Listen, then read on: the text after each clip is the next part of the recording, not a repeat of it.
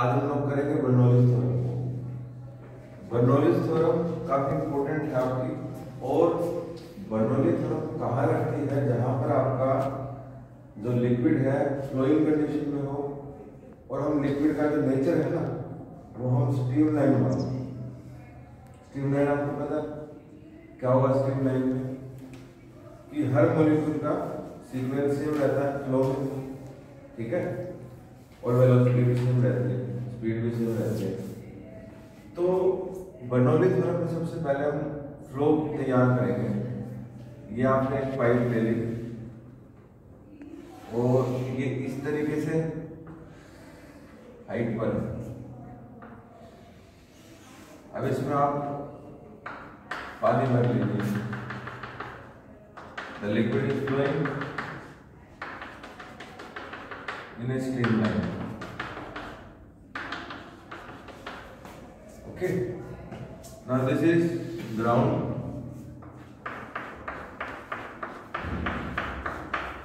and this is height h1 and this is height h2. Now this point is suppose A and this point is B. So here the pressure is P1, here the pressure is P2, here the velocity is V1, here the velocity is V2. These are the V1, V2, these are the velocities, V1, V2 are the pressures and the flow, that is your streamline, and H1 and H2 are the respective height from the ground of this pipe. Now according to Bernoulli's theorem, total energy is conserve. ये तो आपको पता ही energy conserve रहती है। जैसे आपने पहले किया था, बॉल को ऊपर फेंका था और तीनों पॉइंट में एनर्जी क्या आई थी? सेम। कौन सी? mgh plus half M square. वो मिला के कितनी आई थी आपकी टोटल एनर्जी? mgh आई थी तीनों पॉइंट्स पे, law of conservation of energy. तो वैसे तो प्रूफ करना जरूरी नहीं है बर्नौली थ्योरम, लेकिन फिर भी हम इसको प्रूफ करते हैं। कई बार पूछ लिया जाता है। तो इससे पहले हम टोटल एनर्जी निकालेंगे। देखिए इसमें आपका लिक्विड है, ठीक है। अब आप ये बात सुनिए, मेरी बात। सपोज कि यहाँ पर मॉलिक्यूल है, ठीक है। जब ये मॉलिक्यूल के ऊपर कोई प्रेशर लगेगा तभी तो काइनेटिक और पोटेंशियल आएगी। जब इस मॉलिक्यूल, सपोज कीजिए यहाँ बना देता हूँ, ये तीन मॉलिक्यूल, ठीक है। काइनेटिक क्या होगी?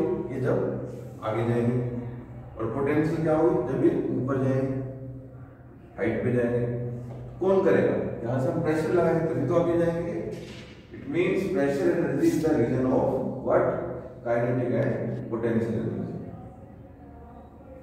And the total energy in this pipe when the liquid is flowing in streamline is the sum of pressure energy plus kinetic energy plus potential energy. So first we will calculate the total energy per unit volume. So total energy per, for example, pressure energy per unit volume. अब volume को इस तरीके से लिख दीजिए, confuse नहीं होगी, क्योंकि वॉल्यूम में वेलोसिटी में डिफरेंस आ जाएगा इसमें देखने के लिए, ठीक है। अब टोटल प्रेशर कितना होता है? फोर्स, जो प्रेशर एनर्जी है उससे पहले हम वर्क डन निकालेंगे। वर्क डन कितना होता है आपका? Force into displacement. डिस्प्लेसमेंट कोई भी पैरामीटर ले सकते हैं, तो वर्क डन कितना होगा? फोर्स प्रेशर इनटू एरिया होता है, प्रेशर इनटू एरिया, और इसको कोई भी डायमेंशन ले लें, यानी ये W कितना होगा? Pressure into area into dimension, volume बन गया। अब डिवाइड बाय वॉल्यूम कर दीजिए, डिवाइड बाय वॉल्यूम, तो ये हम पर यूनिट वॉल्यूम कर दें, इसके कैंसिल होगा। और ये क्या है? Pressure energy per unit volume. This is your pressure energy per unit volume. It means the pressure energy per unit volume should be equal to pressure. The pressure energy per unit volume should be equal to pressure. Pressure energy per unit volume को हम क्या कह सकते हैं? Pressure भी कह सकते हैं। ये हमने यहां से प्रूफ कर लिया। क्लियर? सेकंड कौन सा था? तो यहां पर एक तो ये हो गया आपका। उसके बाद दूसरा, प्रेशर एनर्जी ने क्या क्रिएट किया, काइनेटिक और पोटेंशियल। तो काइनेटिक, अब यहाँ पर देखिए v1 वेलोसिटी या v2 वेलोसिटी, कंटिन्यूटी इक्वेशन, ये एरिया कितना आपका a1, ये एरिया कितना a2। अब यहाँ पे देखिए a1 is more than a2 but v2 is more than v1। This is due to the continuity equation. Continuity equation थी ना आपकी, क्या थी, a1 by v1 is equal to a2 by v2 equal to constant। It means जो आपका a1 है वो velocity के क्या इनवर्सली प्रोपोर्शनल है, मतलब area is inversely proportional to velocity. Clear. तो ये आपका क्या है, जो कंटिन्यूटी इक्वेशन के अकॉर्डिंग ये एरिया क्या होगा आपका ज्यादा, ये एरिया कम है, अब यहाँ कम है तो वेलोसिटी यहाँ क्या होगी, ज्यादा होगी, समझे ना। तो काइनेटिक एनर्जी क्या आएगी, kinetic energy per unit volume, ठीक है, half m v2 square by volume minus half m v1 square by volume. Clear. ये kinetic energy per unit volume है आपका, यहाँ वॉल्यूम कर दीजिए, ये कितना हो गया, मास पर वॉल्यूम डेंसिटी, तो v2 square into rho minus half v1 square यानी रो v1 स्क्वायर। तो यहाँ से आप kinetic energy per unit volume, ये कितना आ गया आपका, हाफ रो कॉमन ले लीजिए, क्या बन गया v2 square minus v1 square. ये आपका kinetic energy per unit volume आ गया।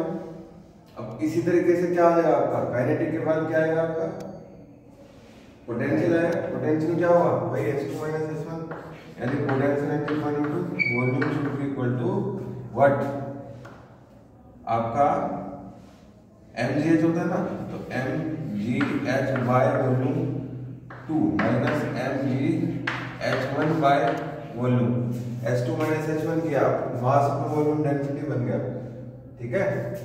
तो यहाँ लिख देता हूँ मैं, pressure energy per volume should be equal to mass per density g common ले लेते हैं, उसमें भी डेंसिटी पूरा ले लेते, h2 minus density g h1।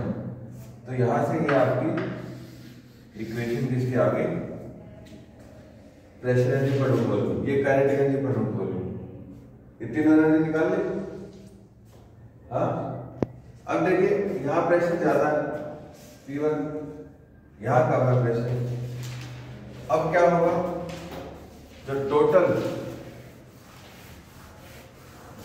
Difference है, अब देखिए pressure energy per unit volume, pressure की इक्वल करना होगा, और प्रेशर एनर्जी जो थी वो किसका रीजन थी, काइनेटिक और पोटेंशियल क्रिएट करने का। तो यहाँ से प्रेशर लगा, डिफरेंस ऑफ प्रेशर किसका, difference of kinetic plus difference of potential.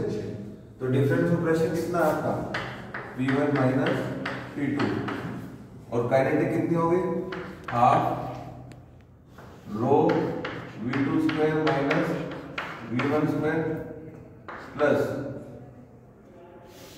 और पोटेंशियल कितनी हो गई, g rho h2 minus g rho h1, ठीक है। तो आप देख लो P1 minus P2 should be equal to half rho v2 square minus half rho v1 square plus g rho h2 minus g rho h1। अब P1, अब 1 वाले level से प्लस हो गई, हाफ रो v1 स्क्वायर, और इधर भी plus हो गई g रो h1, और ये पहले से प्लस था P2 आ जाकर प्लस हो गया, P2 प्लस ये कितना हो गया आपका, half rho v2 square plus g rho h2।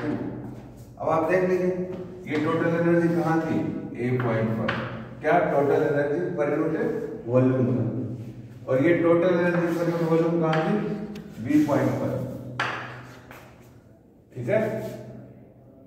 So the sum of, this is the binomial theorem statement, the sum of total energy, that is pressure energy plus per unit volume plus kinetic energy per unit volume plus potential energy per unit volume is equal to constant. It means the total energy is this section should be equal to the total energy in this section. So this is the meaning of Bernoulli's law. And it is mandatory that, what kind of thing? The thing is mandatory, this flow should be streamlined. If the flow is turbulent, then we cannot predict the Bernoulli's law in each section. क्योंकि वहां पे flow बढ़ जाएगा तो energy बढ़ जाएगी, पता ही नहीं लगेगा. Clear, students? So this is about Bernoulli theorem, and this is the proof of per unit volume. Similarly, we will do per unit mass. उसमें क्या करना है आपको? मास से डिवाइड कर देना शुरू से. पहले टोटल एनर्जी निकालोगे किसकी? Pressure energy per unit mass, फिर kinetic per unit mass, potential per unit mass निकाल ले. उसके बाद इसी तरीके से उसको आप इससे डिवाइड कर देंगे. यस,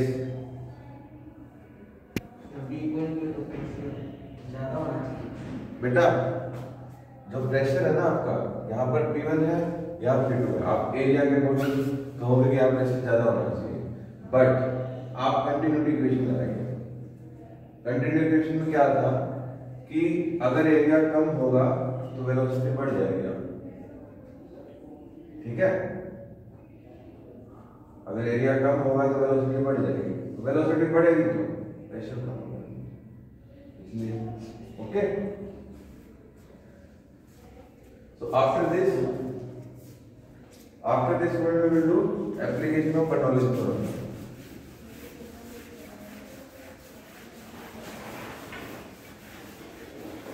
बड़ी इंपॉर्टेंट से एप्लीकेशन है.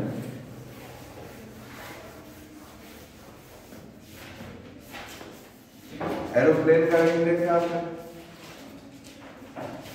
ठीक है, इस शेप का होता है. अगर मैं ऐसे बनाऊं, ये ऐसे होगा.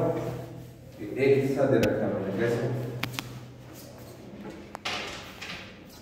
जैसे ये प्लेन है आपका और ये हिस्सा दिखा रखा है मैंने इस पे. क्लियर? अब होगा क्या?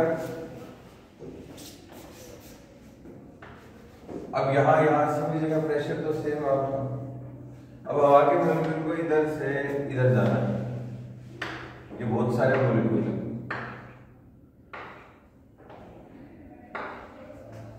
अब ये जाएगा और 1 सेकंड में जाना है इधर. ठीक है, इधर से इधर उसको 1 सेकंड में गया. अब ये 1 सेकंड में कैसे जाएगा? ऐसे जाएगा. ये इसको ऐसे जाएगा, ये इसका ऐसे जाएगा. इसको जाना तो 1 सेकंड में था, लेकिन जब वो यहां से यहां गया 1 सेकंड में तो सीधा गया. यहां पर उसको टर्न करना पड़ा, मुड़ना पड़ा, तो अपने आप उसको मजबूरी हो जाएगी इसकी कि इसको अपनी स्पीड को क्या करना पड़ेगा? इंक्रीज, क्योंकि पहुंचना तो 1 सेकंड में. समझ गए? अब इसने स्पीड इंक्रीज कर ली मान लो यहां पर, तो डेफिनेटली प्रेशर पे इफेक्ट पड़ेगा. हो गया डिफरेंट प्रेशर. यहाँ प्रेशर क्या था? P1 था, और यहाँ प्रेशर कितना हो गया? P2. पहले इधर भी P1 था, इधर भी P1 था. अगर ये ना होता तो सीधा सपोज करो ये ऐसे होता, ऐसे सीधा होता तो क्या होता? इधर इधर हवा का मॉलिक्यूल ऐसे चला जाता, ये 1 सेकंड में चला जाता सर. तो यहाँ पे प्रेशर P1, यहाँ पे P1, यहाँ पे P1, तीनों जगह P1 प्रेशर होता. बट यहाँ हमने प्रेशर P2 क्रिएट कर लिया, मतलब प्रेशर को कम कर लिया. तो अगर ये 20 पास्कल था तो इसको मैंने 10 कर लिया, तो अपने आप ऊपर चला जाएगा. इसी तरीके से पहले ऐसे जाता सीधा, फिर ऐसे ऊपर चला जाता. क्लियर ना? हमने क्या किया? इस प्रेशर को क्या कर लिया? अपने आप ही कम कर लिया. We reduce this pressure automatically by doing a optional effort. We have applied a technique and this technique is due to the Bernoulli's law. So that is why this is the application of Bernoulli's law. Clear, student? So similarly, we are having a hut. इस तरीके से होती है, ठीक है। अब यहां से आवाज आती है, अब यहां से जाएगी तो उसको स्पीड इंक्रीज करनी पड़ेगी। तो यहाँ प्रेशर P1, यहाँ जनरेट कितना कर लिया P2, P2 is less than P1 due to the high velocity, इसलिए वो फिर यहाँ कम प्रेशर होता है, इसलिए उड़ती नहीं है ये, ठीक है ना। प्रेशर डिफरेंस हो गया ना एक आपका, समझ गए। अब तीसरी एप्लीकेशन आती है बेटा, ऐसे स्प्रे होता है, स्प्रे देखा होगा आपने, स्प्रे देखा होगा, नोजल जो होती है बच्चों को उसमें डालते हैं ना, वो क्या कहते हैं, ड्रॉप डालते हैं, ठीक है। स्प्रेयर वो भी इसी पे काम करता है, ठीक है ना। एरिया कम कर लिया, वेलोसिटी बढ़ गई इस तरीके से। उसके बाद एक बहुत इंपॉर्टेंट, क्रिकेट तो सभी ने खेला होगा और खेला नहीं तो देखा तो होगा जरूर। तो मैं आपको एक टेक्निक बताता हूँ। दो टाइप के बॉलर्स होते हैं। तो कौन सा होता है आपका, स्पिनर होता है, एक स्विंगर होता है। स्पिनर क्या करता है, लोग को ऐसे पकड़ता है, जैसे मेरे पास बॉल नहीं है लेकिन इस चौक को ही पकड़ लेता है। जैसे स्पिनर क्या करेगा, इसको ऐसे पकड़ेगा इस तरीके से, ऐसे, और जो स्विंगर है वो ऐसे पकड़ेगा, ऐसे बॉल को ऐसे, दोनों में डिफरेंस। स्विंगर क्या करता है, क्रिकेट खेलते हवा में स्विंग हो जाती है बॉल, पता ही नहीं लगता, आर इधर है, जैसे नजर आर इधर होती है बट एकदम सीधे मुड़ जाती है, हवा में ऐसे 2-3 बार करते पता नहीं लगेगा। वो भी बर्नौलीज थ्योरम की एप्लीकेशन में आता है। कैसे देखिए, ये आपके पास बॉल है स्पोर्ट्स की, ठीक है, और आपको उसको ऐसे पकड़ रखा है, ऐसे इस तरीके से, ऐसे यानी अगर ऐसे देखो, ऐसे कर लेते हैं, ऐसे पकड़ रखा है ऐसे, यानी आप उसको ऐसे वेलोसिटी दे रहे हो ना, या आपने डेल्टा भी दे दी, और हवा की वेलोसिटी इस तरफ तक, ये भी समझ गए। हवा की तो इसी तरफ है, यहां भी इसी तरफ है हवा की, ऐसे फेंक रहा हूं, ऐसे कर, और हवा की वेलोसिटी कहां, इधर। और आपने क्या किया, वो बॉल को इधर ये उंगलियों से ऐसे फोर्स लगाया, बॉल को कहां गया, इधर ही किया। इस सेक्शन पे वेलोसिटी कितनी होगी, v प्लस डेल्टा v। एक तो v कौन सी, हवा की, और एक हमने दी। अब बॉल हो गई स्विंग होते होते होते होते इधर आ गई, ऐसे देखें तो बॉल ऐसे तो होगी इधर आ गई। अब डेल्टा v की डायरेक्शन कहां होगी, इधर, तो नेट वेलोसिटी क्या आ गई, v माइनस डेल्टा v। तो यहां अगर प्रेशर P1 क्रिएट हुआ है तो यहां पर कितना हो गया, P2, वेलोसिटी कम का इधर, तो डिफरेंस होगा प्रेशर का, डिफरेंस होगा तो बॉल क्या गई, अपने आप ही घूम गई। आया समझ में। This is the application of Bernoulli's theorem. आपको एप्लीकेशन मिलेगी सारी की सारी, क्लियर।